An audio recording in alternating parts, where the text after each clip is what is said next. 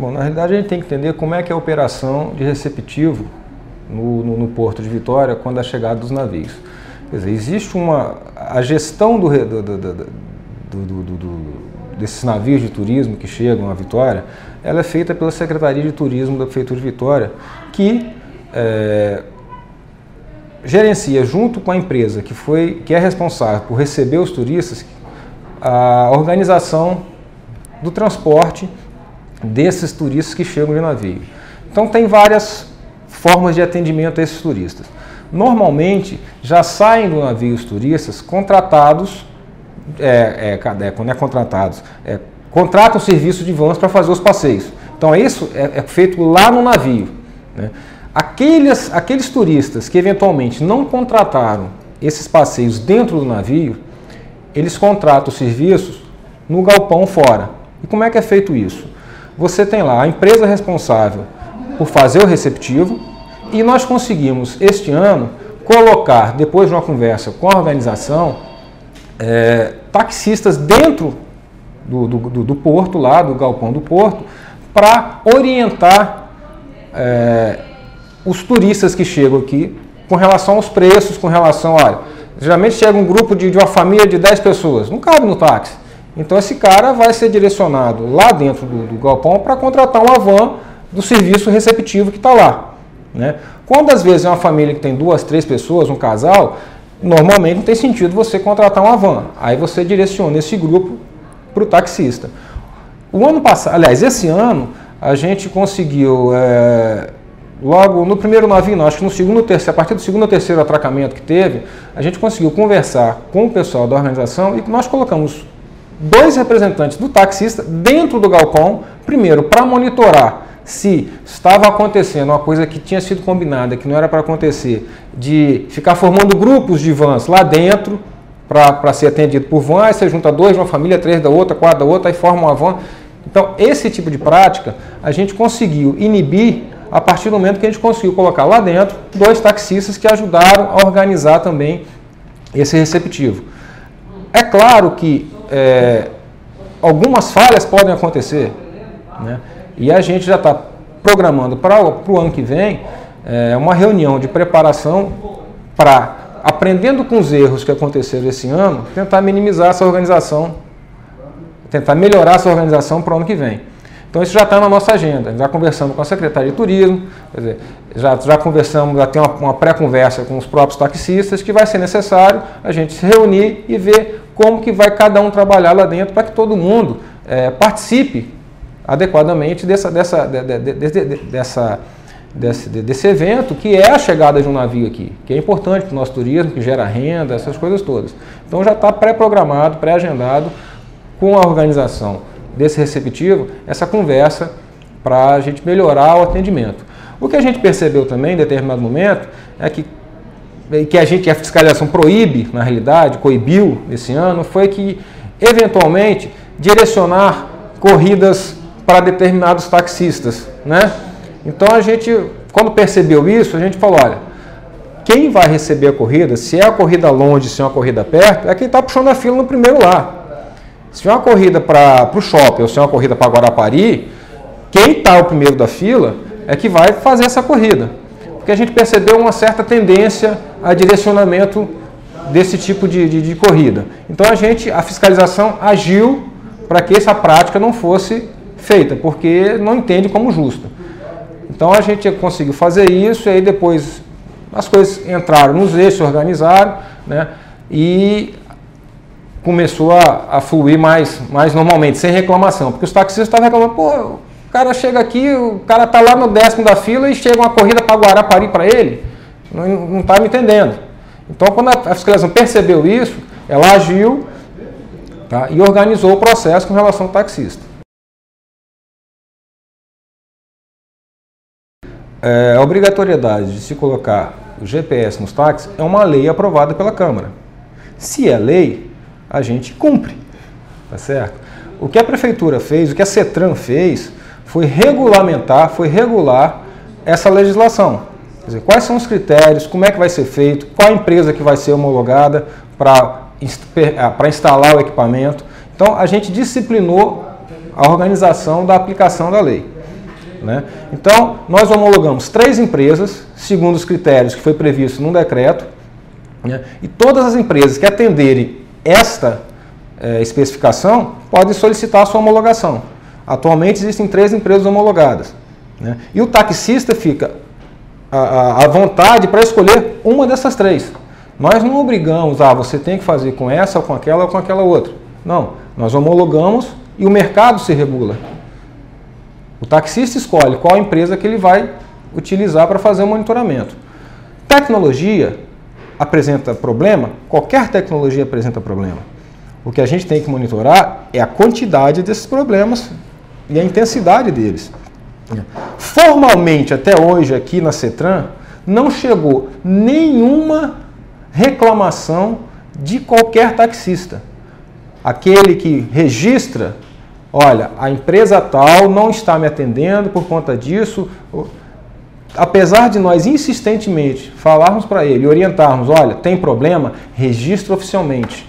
De boca, não existe reclamação de boca, porque fica o dito pelo não dito. Quando você registra a reclamação, nós temos um instrumento para cobrar da empresa e avaliar se a empresa continua atendendo aqueles critérios pelos quais ela foi homologada. Então, até hoje, nenhum taxista formalizou qualquer tipo de reclamação, nem na prefeitura, e eu não tenho conhecimento que tenha formalizado também nas empresas. Então, a reclamação, se existe, né, ela formalizada nunca foi. Então, a prefeitura só tem condição de agir e solicitar esclarecimentos quando é formalizado uma reclamação. Olha, a distribuição da fiscalização ela é feita naqueles pontos onde a gente entende que sejam mais necessários a ação da fiscalização. E basicamente os pontos quando são mais necessários, basicamente nós temos 3 pontos, né? Que é aeroporto, shopping, rodoviária. Esses pontos, todos os dias tem fiscalização da prefeitura.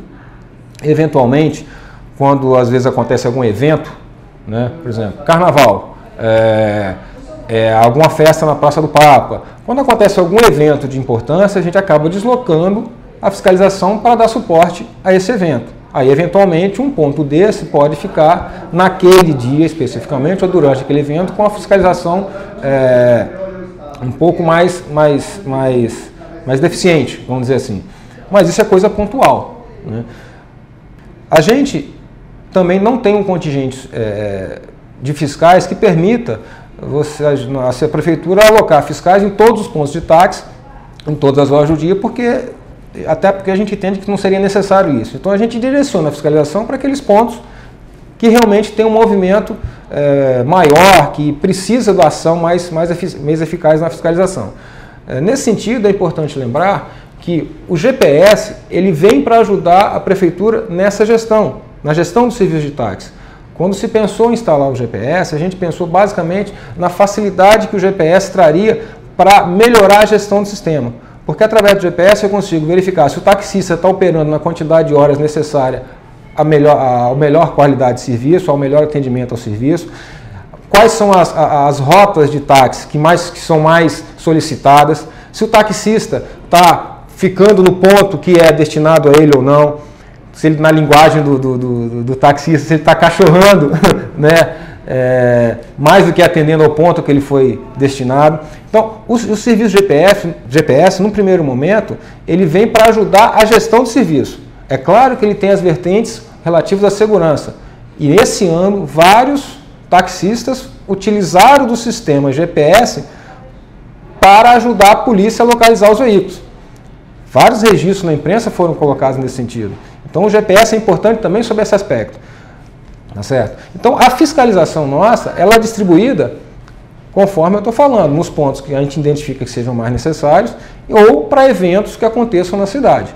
Então, não tem essa história de que eu vou fortalecer, eu vou intensificar mais na rodoviária porque lá é mais complicado, menos complicado. Não, a gente trabalha com a distribuição de acordo com a nossa necessidade, com a demanda que no dia a dia acontece, né? Com relação à sinalização da cidade, a prefeitura ela enfrentou alguns problemas com o contrato, esses problemas já foram praticamente sanados e ela já retomou a sinalização da cidade. Enfrentamos problema também com as obras de Águas Limpas, né?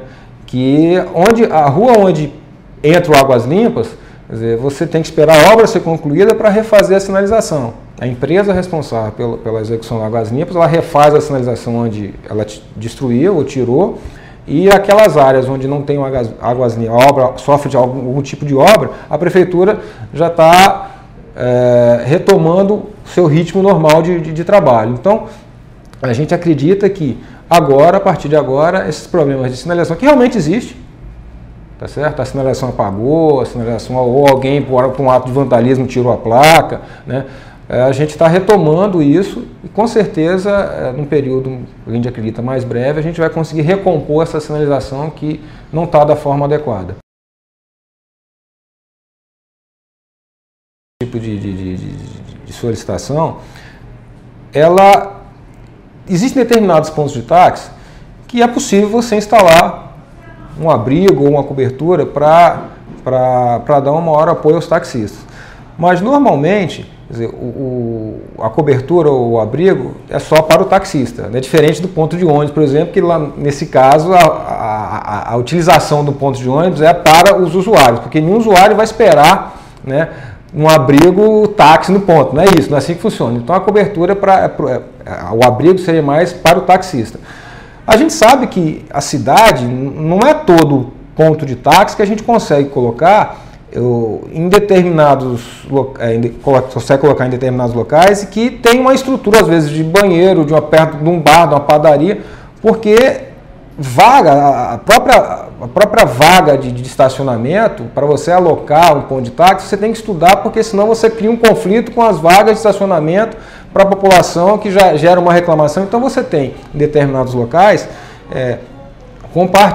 conciliar a necessidade de estacionamento do local com a necessidade do serviço táxi, porque senão gera reclamação. E a gente não tem essa facilidade toda de, toda vez que se coloca um ponto de táxi, está colocando próximo a uma área que tem estrutura.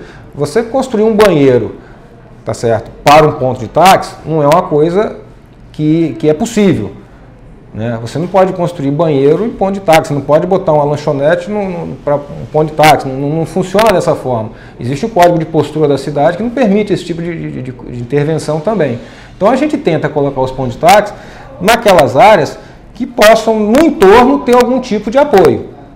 Com relação à iluminação, existe um trabalho já da Secretaria de Transporte, que é responsável pela iluminação pública, de já identificar essas áreas, né, não só de táxi, né, mas as áreas que têm deficiência de iluminação na cidade, e promover a adequada iluminação. Esse trabalho já vem sendo feito, já é feito normalmente, é uma rotina isso de trabalho, tá certo?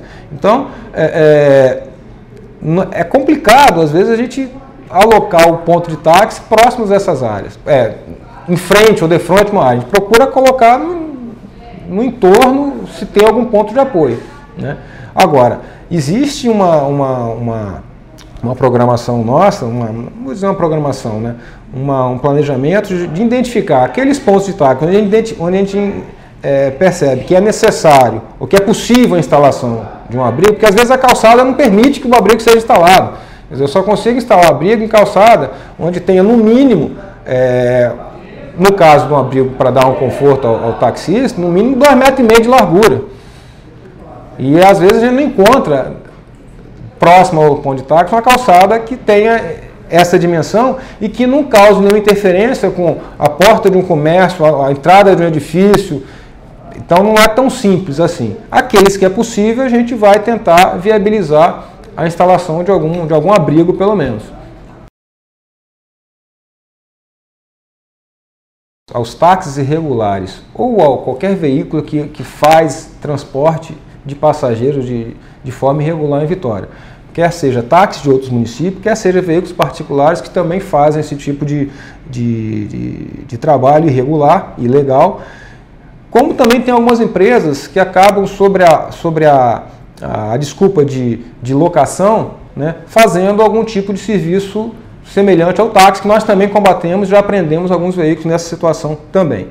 Então, esse trabalho que foi realizado, essa ação que foi realizada ontem no aeroporto, na realidade eu considero como sendo o final de ações que vêm sendo já realizadas em parceria da Prefeitura, com o Batalhão de Trânsito da Polícia Militar, com a Guarda Comunitária, com os agentes de trânsito. Esse ano, só no aeroporto, nós já fizemos 6 apreensões de veículos que operam, desses veículos que a polícia ontem rebocou, apreendeu. Então, desses veículos, nós já apreendemos esse ano alguns. Infelizmente, alguns juízes concedem liminares que liberam esses veículos do pátio para qual eles foram guinchados. E aí é mais um apelo que a gente faça, porque eu não sei, por desconhecimento da legislação, não sei qual o motivo que leva o juiz a dar uma liminar, acho que por desconhecimento da legislação, porque são veículos que fazem transporte regular de passageiros dentro do município de Vitória. Então, essa ação de ontem, na realidade, ela vem sendo construída juntamente com a Infraero já há algum tempo. Quer dizer, eu lembro que 2 anos atrás nós fizemos na Infraero uma reunião com todos os órgãos de segurança envolvidos, inclusive a Prefeitura, onde nós já colocávamos para o superintendente da Infraero na época a necessidade de se fazer uma ação desse sentido. Só que como a ação desses motoristas se dava a partir do saguão da Infraero, a gente entendia que a Infraero é que deveria tomar uma ação mais efetiva, porque estava dentro da área da Infraero essas pessoas agindo. A Prefeitura não poderia ir lá no saguão da Infraero, até porque não tem esse poder de polícia, para coibir esse tipo de ação. Então, ontem, a ação que foi tomada foi uma construção dessas discussões que já vinham há algum tempo, né? E que a gente parabeniza a Infraero, parabeniza a polícia e espera que a partir dessa ação de ontem, esse tipo de ação, né, esse tipo de proibição seja mantido, porque a Prefeitura vai continuar fazendo a parte dela, que é fiscalizar e aplicar a legislação que compete à Prefeitura. Agora, a polícia que tem que agir com relação às fraudes que acontecem com relação a placas clonadas, veículos que estão cadastrados como aluguel e na realidade não são de aluguel, como foi pego ontem na ação da polícia. Então, existe uma ação policial por trás disso que tem que ser mantida, né? E a Prefeitura vai continuar fazendo a parte de fiscalização dela, com combate ao transporte irregular, que é papel dela, com apoio do Batalhão de Trânsito, que vem sendo feito já há algum tempo. Agora, a ação de ontem foi uma ação mais organizada, que teve à frente o delegado de defraudações, falsificações, né, que a gente entende como sendo a delegacia adequada para fazer a ação que foi feita ontem. E parabenizo mais uma vez a Infraero, que através do seu superintendente tomou essa decisão de junto com a polícia, e a gente foi parceiro nisso, porque nós identificamos para a polícia quais eram as placas que normalmente fazem esse tipo de serviço irregular no aeroporto. Então foi uma ação conjunta. Quer dizer, foi disparado pela Infraero, porque a gente entende que a Infraero, que é a dona do pedaço lá, ela que tem que coibir esse tipo de ação dentro do saguão dela. E a gente apoiou, como vem apoiando, qualquer ação que venha a fazer esse tipo de proibição dentro do município de Vitória.